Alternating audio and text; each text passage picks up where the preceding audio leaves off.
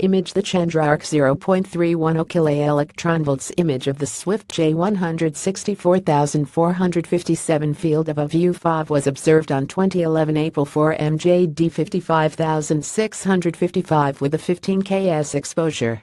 Evolution of the Swift X-ray. View more credit. Elena Safina. Astrophysicists from Moscow State University have found a new way to estimate the mass of supermassive black holes outside our galaxy, even if these holes are barely detectable. The results of the study were published in the Astronomy and Astrophysics journal. Black holes are hypothetical objects whose gravitational pull is so great that even light cannot leave them. The existence of black holes follows from the solutions of Einstein's equations. Scientists have repeatedly observed the result of the black hole interaction with the surrounding matter, for example, gas falling into the hole. If a black hole absorbs a substance, there is a cycled accretion. Due to friction and heating, it causes radiation which allows us to indirectly see the object and say that this is a black hole, explained Elena Safina, the leading researcher of this IMSU. If black holes do not have such a recharge, then we may not even suspect of their existence. To understand the nature of such sleeping black holes, astronomers led by Elena Safina turned to several outbreaks from extragalactic sources. One of them, Swift J164457, was observed in 2011 simultaneously by several cosmic observatories RXTE, Swift, and Suzaku in the X-ray and gamma-ray ranges. At first, scientists thought that they were seeing another gamma-ray burst GRB, similar to that observed in remote galaxies in the hardest range of the electromagnetic spectrum.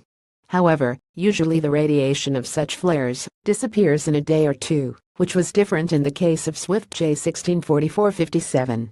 The bat tool at the Swift satellite was aimed at it and saw that 2 days later the splash became even brighter. The whole outburst was observed for 2 years, and then it went out, Elena Safina explained. Astronomers excluded the object from the GRB list and suspected that they were observing the tidal destruction of the star by a supermassive black hole. A star flying a short distance from a black hole undergoes tidal destruction. In this case, its substance does not fall on the hole at once, but forms a temporary accretion disk, which starts to glow brightly. This can be seen from the Earth. Previously, the only way to measure the mass of a black hole at the center of such accretion disks was to estimate the maximum luminosity of a disk, assuming that equilibrium is established between the pressure of electromagnetic radiation and gravitational forces in the disk. In her doctoral thesis, Elena Safina previously observed similar known flares involving black holes both inside our galaxy and beyond, and found out how the X-ray spectrum tilt changes during the increase in luminosity. Specific features of the spectrum were found which clearly indicated the presence of black holes in these objects. The scientists assume that, if the shapes or the evolution of the shape of the spectra of similar flares are similar, then the processes occurring in them are also similar, and the normalization of the spectra is determined only by different distances to the objects and their mass. Noticing the similarity between the tracks, the dependence of the spectral tilt on the rate of accretion of known objects, and the tracks obtained in new extragalactic flares, the scientists suggested that they are also caused by the stars torn by black holes. This allowed us to weigh invisible black holes in a new way, comparing them with galactic black holes of known mass.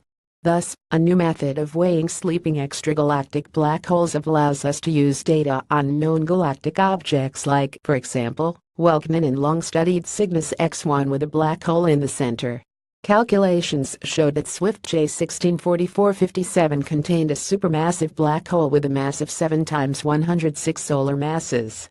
This is really an object that we do not see, but which provided high luminosity due to its strong gravitational field and an accretion disk around it, explained Elena Safina, the author of the paper.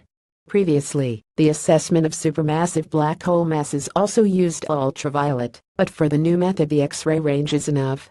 Scientists hope that the versatility of the new method will be helpful in assessing the mass of various extragalactic objects, such as the cores of Seyfert galaxies and others, where traditional methods do not work in principle.